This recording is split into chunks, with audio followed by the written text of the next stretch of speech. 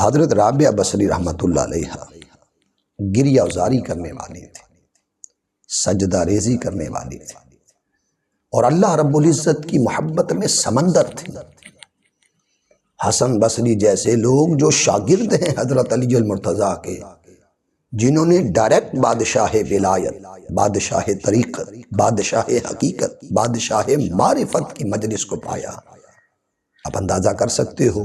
کہ جنہوں نے براہ راست شاہ مرداں، شیر یزداں، قوت پروردگار کا زمانہ پایا، مجلس اور صحبت کو پایا، زیارت اور دیدار کو پایا، علم اور حکمت کو پایا، فقر اور عشق کو پایا، خشیت اور خوف کو پایا، قریب سے دیکھا،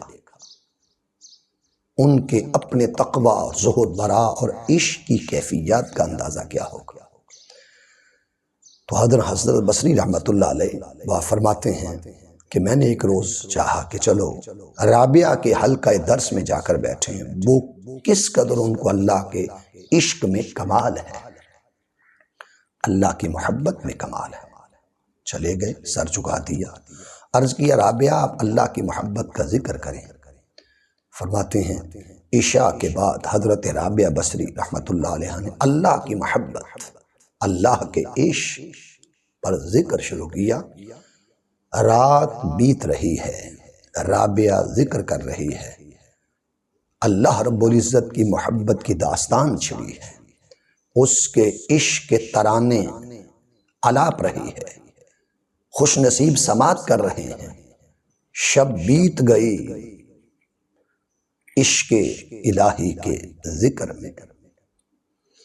محبت الہی کی یاد میں۔ صبح ہو گئی، حسن بصری سے کسی نے پوچھا آپ گئے تھے، آپ نے حضرت رابعہ کو عشق الہی میں کیسا پایا، محبت الہی میں کیسا پایا؟ انہوں نے فرمایا کہ جب تک گئے نہ تھے ہم سمجھتے تھے کہ ہم ہی عشق الہی میں سمندر ہیں، مگر جب گئے صحبت اختیار کی، سماعت کیا، اور ان کی مقام کو، کیفیت کو، عشق و محبت کے ان سمندروں کے ذکر کو سنا،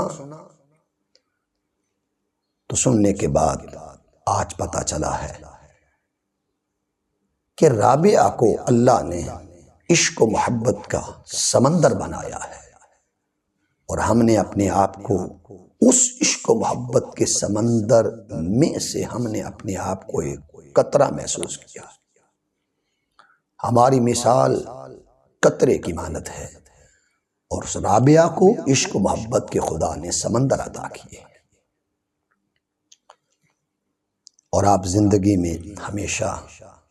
ان کی پوری زندگی کا خلاصہ، اور پھر آخرت میں جو انہوں نے مانگا، مناجات کی، اس کا خلاصہ یہ ہے کہ آپ عرض کرتے تھیں الہی ہمتی مرادی فی الدنیا من الدنیا ذکرک، کہ یا اللہ میری مراد، میری تمنا یہ ہے کہ جو دنیا میں جو کچھ ہے وہ دنیا داروں کو دے دے، اور مجھے دنیا میں فقط اپنی یاد عطا کر، میری زبان تیرے ذکر سے تر رہے، میری زبان تیری حمد سے تر رہے، تیری ثنا سے تر رہے، تیری مدحت اور ستائش سے تر رہے، کہ دنیا میں جب تک رہوں تیرا ذکر کرتے رہوں۔ وفی الآخرہ من الآخرۃ رؤیتک، اور جب مر کر تیرے حضور آؤں تو آخرت میں بس یہی چاہتی ہوں کہ تیرا دیدار نصیب ہو۔ تو ایسی ہستیاں جن کی حسن نیت دیکھو، جن کا حسن کلام دیکھو، جن کا حسن محبت دیکھو، کہ جو کہہ رہی ہیں کہ دنیا میں رہوں تو تیرا ذکر کرتی رہوں، جب تیرے حضور پیش ہوں تو میری تمنا یہ ہے کہ مجھے اپنا دیدار کر، ان لوگوں میں شامل فرما جنہیں تو نے اپنے دیدار کے لیے منتخب کیا ہوا ہے۔ اور بے شک ایسا ذکر کرنا، نیک اور صالحات اور پاکیزہ ہستیوں کا ذکر کرنا، حضرت عبداللہ بن مبارک رحمۃ اللہ علیہ اپنی زندگی میں فرمایا کرتے تھے، جس کو امام شارانی نے الطبقات الکبریٰ کتاب میں 91 نمبر صفحہ پہ ذکر کیا، کیا فرمایا کرتے تھے؟ یہ محدث ہیں، امیر المؤمنین فی الحدیث ہیں، عبداللہ بن مبارک۔ آپ فرمایا کرتے تھے ان الرحمت تنزل عند ذکر الصالحین، کہ صالحین کا جہاں ذکر کیا جائے وہاں اللہ کی رحمتوں کا نزول ہوتا ہے۔ چونکہ صالحین کے ذکر کے وقت ان کی محبت الہی کا ذکر ہوتا ہے، عشق الہی کا ذکر ہوتا ہے، شب بیداری کا ذکر ہوتا ہے، اللہ کی ذات سے جو ان کا توکل کا رشتہ اس کا ذکر ہوتا ہے، ان کی گریہ وزاری کا ذکر ہوتا ہے، ان کی عاجزی، انکساری، نیازمندی کا ذکر ہوتا ہے، اور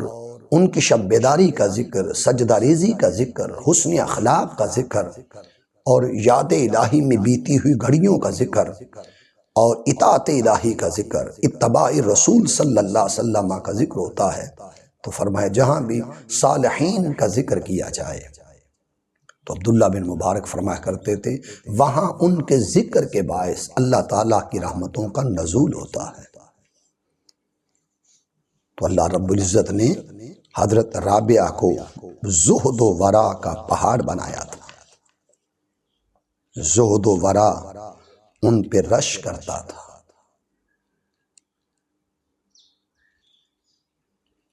للہیت ان پر رش کرتے تھے، شب بیداری ان پر رش کرتے تھے،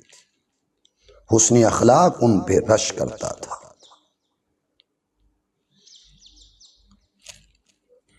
تو وہ خوش نصیب زمانہ تھا جس میں تابعین نے صحابہ کرام کو دیکھا اور تبع تابعین نے تابعین کی زیارت کی۔ اس لیے آقا دو جہاں صلی اللہ علیہ وسلم نے 3 زمانوں کو خیر اور مبارک فرمایا، عہد رسالت، عہد صحابہ، عہد تابعین۔ تو ہمیں چاہیے کہ ہم اپنی آخرت کی فکر کریں، کسی ہستی پر کومنٹس دینے سے پہلے 100 بار سوچیں، ہو سکتا ہو اس کی رات اچھی ہو، اللہ سے اس کا محبت کا تعلق ہو، خشیت کا تعلق ہو، اور ایسا نہ ہو کہ ہم کسی کے کمی کجی بیان کر کے ہم اللہ رب العزت کی گرفت میں آئیں۔ ہر ایک کے بارے میں حسن ظن رکھو، ہر ایک کو اچھا جانو، اس کی اللہ رب العزت سے جو یاد الہی کا تعلق ہے اس کو ہمیشہ اپنے پیش نظر رکھیں، اور یہ سمجھیے کہ زمانے میں ہر ایک اچھا ہے، اور انسان خود کو عجز و نیاز میں رکھے۔ علم اگر تکبر پیدا کرتا ہے، رعونت پیدا کرتا ہے، وہ علم کسی کام کا نہیں۔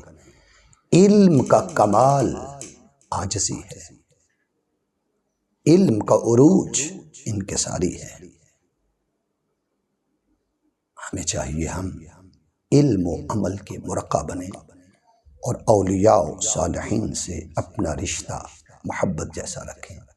کہ یہ اللہ کے برگزیدہ پیارے ہستیاں ہوتی ہیں۔ اللہ تعالی ہزاروں رحمتیں عطا فرمائے، برکتیں عطا فرمائے، اور اپنی بخششوں کا انوار و تجلیات کا نزول حضرت رابعہ بصریہ رحمۃ اللہ علیہ پر فرمائے، اور ان کے درجات بلند فرمائے۔